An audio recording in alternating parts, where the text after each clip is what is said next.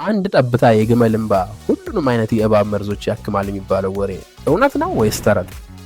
ግመሎች በበረሃ ሙቀትና ጥማት በመቋቋም ጥንካሬያቸው የሚታወቁ ሲሆን አሁን ደግሞ ሳይንቲስቶች የግመሎችን የሰውነት መከላከያ ስርዓት እያጠኑ ሲሆን ውጤቱ ግን ዓለምን የሚያስደንቅ ድንቅ ሆነው ተገኝተዋል።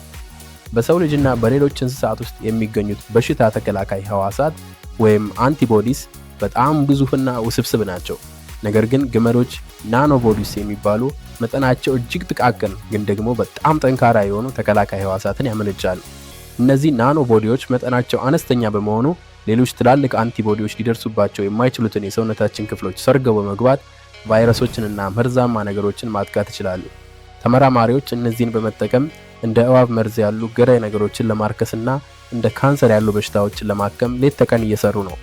አንድ ጠብታ የግመል እንባ ሁሉንም መርዝ ያክማል የሚለው ወሬ የተጋነነ ቢሆንም ሳይንሱ ግን የግመሎች ባዮሎጂ ለወደፊት ሕክምና ትልቅ ተስፋ መሆኑን አረጋግጧል። ተፈጥሮ ሁልጊዜም አስደናቂ መፍትሄዎችን በውስጧ ይዛለች። ቪዲዮ ከተመቻችሁ ላይክ እና ሼር ማድረጉን አይርሱ።